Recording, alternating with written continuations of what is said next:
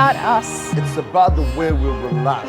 It's about the way we have fun. It's about the way we've been entertained since we were kids. It's about the people that make us laugh, jump, and even scream sometimes. Sometimes it's about our role model. TTF. TTF. TTF. Let's talk about them. Let's talk about them.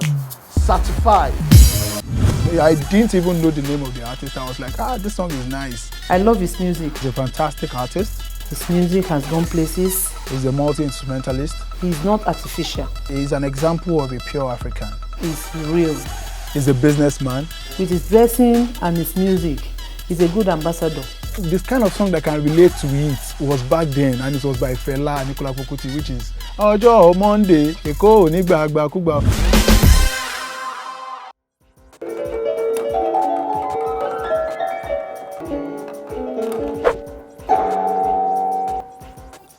Things are missing. Who are these people talking?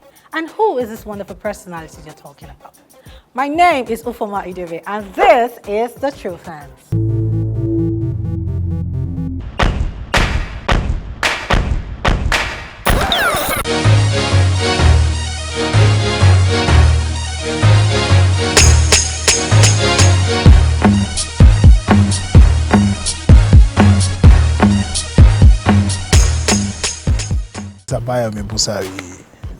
I'm a sound engineer, I'm a producer, a copywriter, and right now I'm focusing on my music, and they call me Ablo.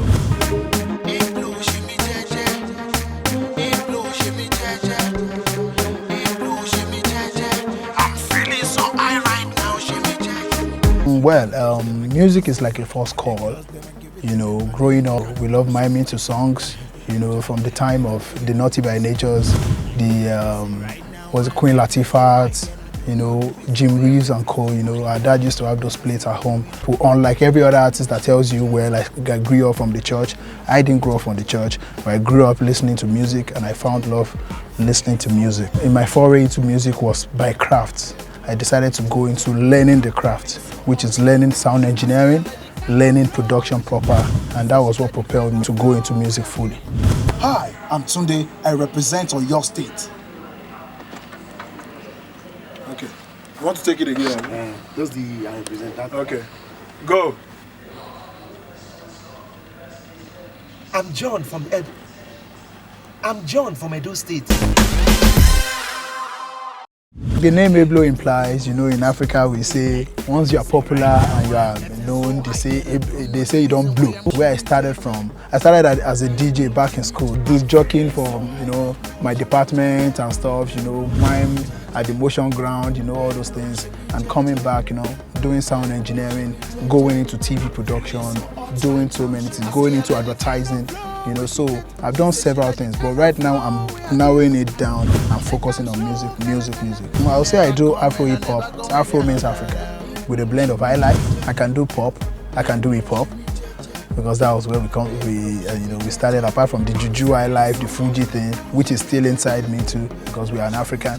You know, so I would say I do all kinds of music. It depends on the inspiration, and you know, these days the beat also inspires the rhythm and the lyrics. But basically, I have my pattern, my style, and I will influence my pattern on any kind of beat that I'm being given. Mrs. Folayemi Wokolo, we talk about Nigerian music. I would say they are trying. Now they are okay. But it's not like what we used to have in those days. I belong to the old school sector, if you ask me. In those days, people like Ebenezer Obey, Sonny Ade, Ike Dairo, Adeolu Akinsanya, those are the music we were used to in those days. But these days, with the young folks, the hip hop thing, but some of them still make sense. Yeah, one down. That was Mrs. Wokolo and it blew. Lovely video, by the way, it blew. And I'm sure you will blow very soon. Big up, Smart. Who was this spectacular being that we have here on the show today? I dare to say he has invaded the industry with his unique style of music. He is original African, and I tell you, he is a true musician. You don't believe me? Okay, let's see if you change your mind right after this.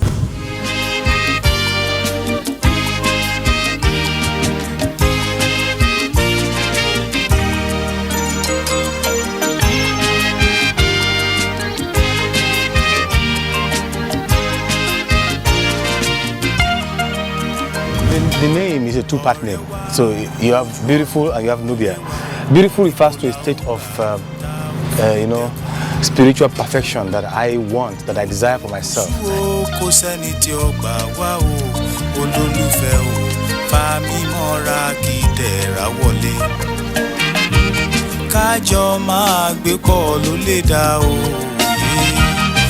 This is like a quest. It's a journey I've been on for a long time to get more and more beautiful every day at the spirit level. You know, imagine someone who's incapable of hatred, who can only love. So you meet somebody else and you don't see a woman, you don't see a man, you don't see the sex, you don't see the gender.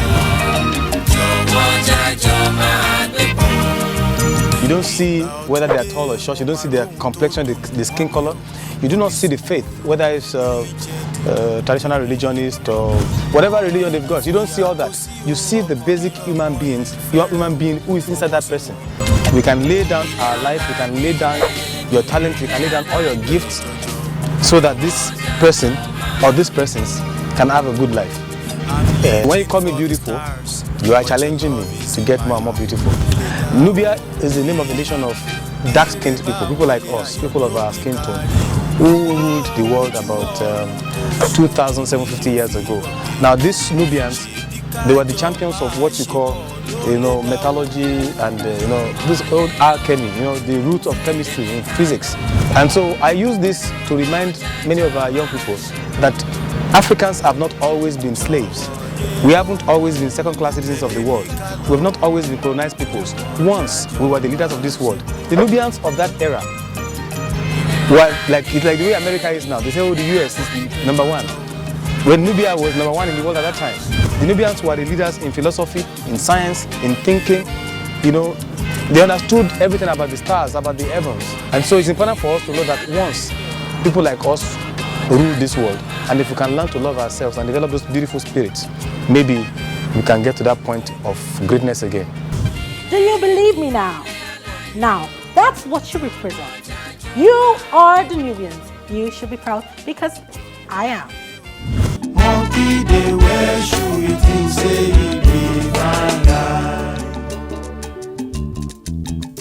I think the first time I heard about Beautiful Nubia, if I'm not mistaken it, was at the Polytechnic. I didn't even know the name of the artist. I was like, this song is nice. It was when I got back to Lagos and I was like, oh, Beautiful Nubia here and there, I think it should be around 2005. That was the first time I heard Beautiful Nubia and I just fell in love with it. I think I would say 2003. It was the first time I had Owuro Lojo, Eni Marire, Asheba Owuro. I heard it the first time on the radio. I really didn't pay attention to it, but that Owuro Lojo. So another day, it was played on the radio again. That was when I started taking interest in Beautiful Nubia's music. I've been writing songs for 35 years. Yeah, I've written more than 1,000 songs, more than 1,500 songs.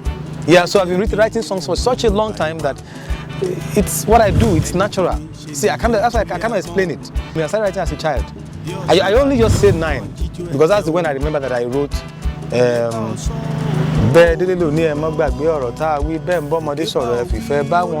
is my first song that I remember, but I wrote songs before that. I just don't remember them. I am inspired by many things around me, but more importantly, the inspiration that is at the core of it all, I cannot explain it because I was given a gift. It was a kind gift, given to me. I have no idea where it came from. All I know is that from the age of about 9, I started writing songs, and that I could write original songs. And when I started writing these songs, I used to think they were things that I had somewhere before. And then I realized that they were actually original songs that nobody had done before. And so I started writing them down. And I always knew from when I was that tiny, little, that I was going to play music, that I was going to use music to, influence my society, to improve people's lives, and to inspire people. Beautiful Nubia is matured. He plays matured music and is philosophical. So it makes me feel very alive in the morning and it makes me feel I want to sleep at night. You understand? That's that tune. That's the kind of feeling the song passes through.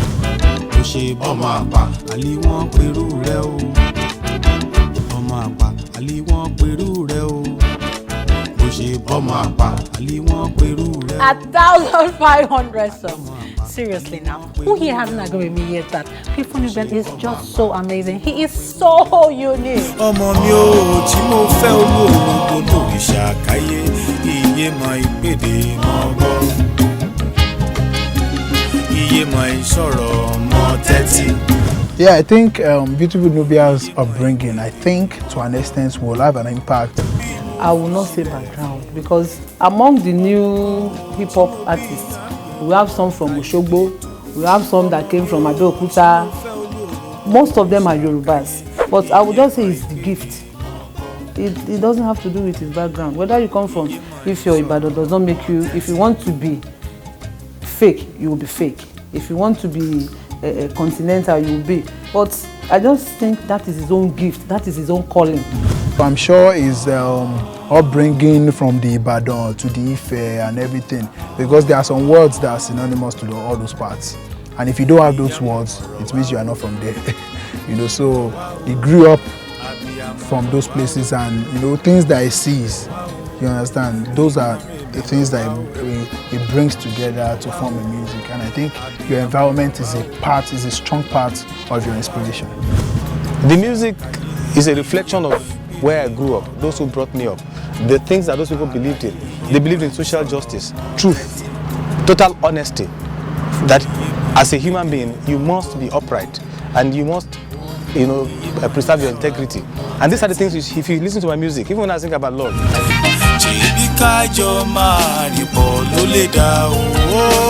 Hi guys, this is all we have time for right now. I'm sorry, but join me next week on the concluding part of The Truth and with Giving. But before I go, do not forget to check us out on Facebook, Twitter, Instagram, and YouTube channel on your screen right now. I remain your host, Idebe Ufoma. Bye.